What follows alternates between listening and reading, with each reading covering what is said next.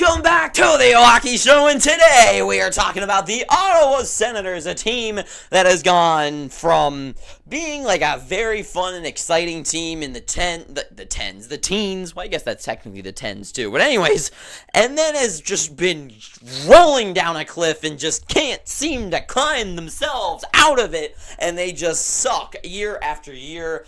And even though they have like some really interesting top talent and some nice young players that have like a lot of time to play with this team but are still like playing good, blah blah blah, like this team, what the hell is going on, right? So this year they finished 37-41-4 with 78 points. Now, of course, that's coming off of them putting together some pieces, right? They knew they had like Batherson and Stützle, Tkachuk, right, and Pinto and Norris. Like, they know they have some decent players, and so they're like, you know what we're gonna do? We're gonna buy into some things. So they like buy out.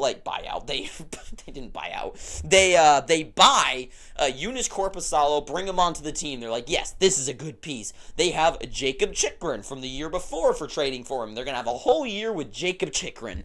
And it's just like, yes, all of this is going together for us. Like, we've got like a good defenseman. We got Chychrun. We got Shabbat. We've got a goaltender who's got some nice promise on our side. We have good offense. And then they just go on to absolutely just like shit all over everything and finish 26th in the NHL and have 78 points, 13 points away from a wild card spot, the second one, and 20 points from getting into the Atlantic Division's playoff spots, which would have been the Lightning's, which is at the first wild card. So it's just like this team did nothing good for themselves, and they finished bottom of the league, and it's just like, what the hell? Like, we have the talent, we have some interest on offense and defense, and it's just like, we can't do anything. And I get it. Like, I gotta say, like, the Senators are one of my favorite teams. Growing up, I, like, for some reason, always picked them to play as on NHL, like, on franchise mode and stuff. I love, like, their old, like, the O logo, like, those, like, striped jerseys. Like, that was always, like, my go-to as a kid. So I have, like, a fond relationship with the Senators. And they're a team I've always, like, liked to cheer for. Erik Karlsson was my favorite player growing up, and still kind of to this day. I just wish he still was the Erik Karlsson I grew up watching. But, like, this team is just, like, it's hard to cheer for because they just suck at, like, actually winning. And that is the thing, is they just suck at winning games. And it's just, like, what do you do now? And so that's the question that faced them this offseason, okay? Because we have the talent. We're not going to, like, trade everyone away. Like, we had the opportunity to be good. We just got to figure out the key to put together. And so they decided to go out and they get David Perron with 47 points from the Red Wings. I really like that acquisition, especially with Michael Amadio. 27 points for him. Him on the Vegas Golden Knights, like, that's a solid depth option, right? Now that you have, like, Perron and Amadio on the third line with whoever ends up being the third line centerman there, you have all the way to the top, you have Tkachuk and Claude Giroux and Stützle. You have Batherson, Norris, and Pinto. Like, you just have you have a solid top nine in Ottawa. You can score goals. A lot of players that roll out there that can play offense. Interesting, though, thing is that they don't really have that, like, two-way centerman, which is what, like, the true key for, like, a winning team is, that you kind of need that two-way, like, solid centerman to anchor a team. That's what this team really is missing, but to get in the playoffs, obviously, like Toronto, you don't need that. So I guess that's one thing that is missing for this team. But when it comes to the playoffs, that's where they're trying to get to, right? Because if you want to contend for the cup, you got to be into the tournament that wins it. And they need to get there first. So their biggest issue holding them back, I would say, was goaltending, right? And obviously they add in like Noah Gregor, which is a fine fourth line option, and Nick Jensen in the Chychrun trade, which I definitely feel like they could have got a little bit more out of it, but after his abysmal year, I guess it makes sense they couldn't get too much out of it. So Jensen's a fine like second, third line pairing defenseman, maybe top line secondary guy, but I don't know, fine enough, but Ullmark was the winning trade that they needed. They needed one of these big goaltenders who were on the market, like Markstrom, potentially Saros, apparently, who isn't because he was signed, but they needed one of these guys, and Ullmark is the one they find. They get Linus Ullmark on this team in a steal of a trade without having to give up anything to a team like Boston, which was unreal after coming off a 1 year removed from winning Vezina.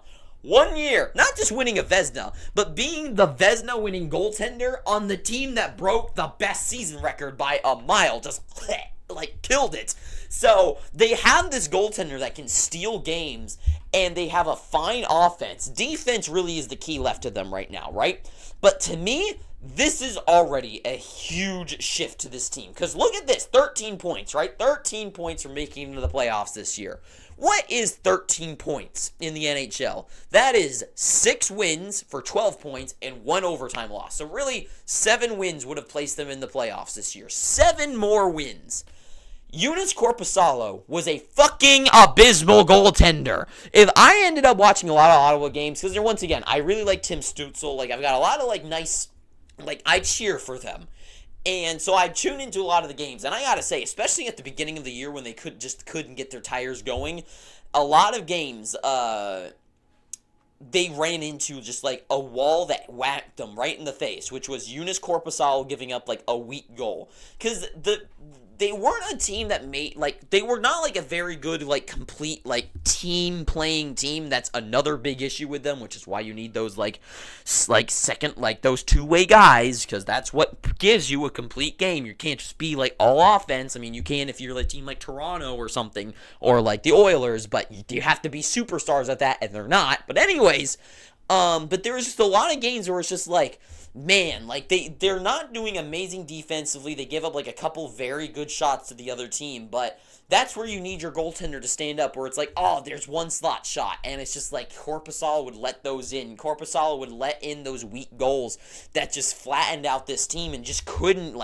he just never could steal them any games. I'm sure you could be oh, they stole this one game. Sure, maybe a couple, but not enough to keep them competent to win those close matchups, to change games where they lost 5-2, where they can keep it competitive, and maybe the game is more 2-2, and it's a third goal that counts, right? Korpisalo would give up a lot of bad goals, and just never really gave them a great chance of winning. Because that's what you really want from your goaltender, right? A chance to win the game. Look at what Shesterkin and Swayman did for them against, the Florida Panthers. Or not even against the Panthers, but, Shesterkin versus the Hurricanes. It's just, you need your goaltender to give you a chance to win. And Korpisalo, I would say, didn't most of the time do that for a team like the Senators. And if Shesterkin, right? Look at the difference that we could see in the world right now. Shesterkin played such a good game that if one guy on the Rangers could have just stood up, they could easily be the team that went on to the Stanley Cup final, and then the Oilers would have won it. We would be in a completely different universe. That's what a goaltender brings to the table, is giving you that chance to win. He's like a live system in Mario, where it's just you get those lives. And a guy like Korpisalo might give you 2 lives. Ullmark is going to be that type of goalie that can give you at least 5 or 6. I know that's kind of ridiculous, but whatever. But it is going to be a big difference, right? Especially since they're not the greatest team in scoring, and they're definitely not the best team defensively. But they have a nice scoring, good depth up front that can play a competitive game, who are going to be able to get points on the board, are going to be maybe not lethal, but definitely dangerous when it comes to the offensive side.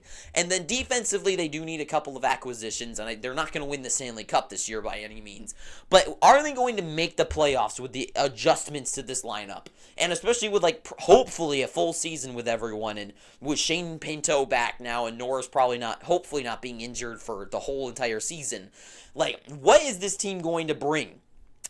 Are they going to be better this year? I think, without a doubt, 100% they will be a better team.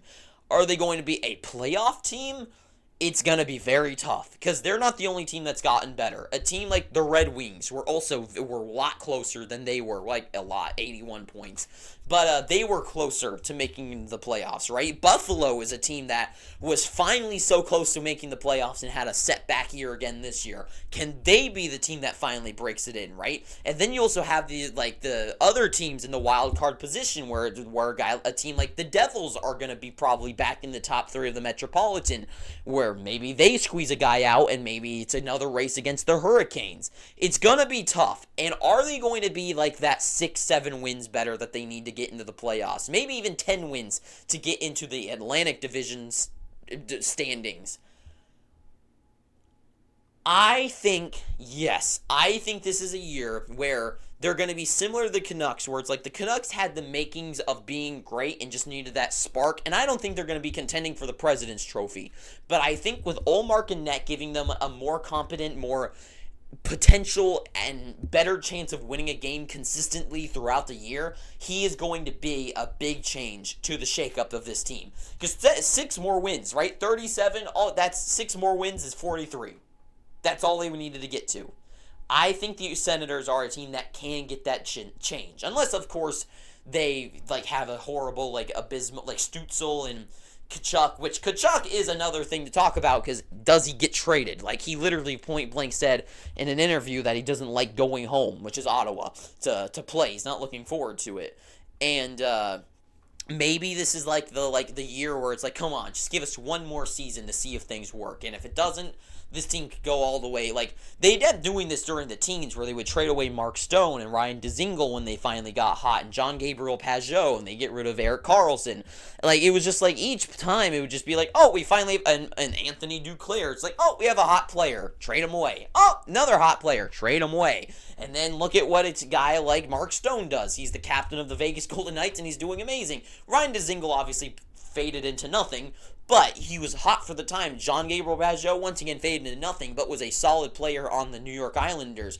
But think if they kept together this whole squad, obviously they would look nothing like they do today, but it would be a different team. But anyways, the Senators, they're going to be better, and I have high hopes for them.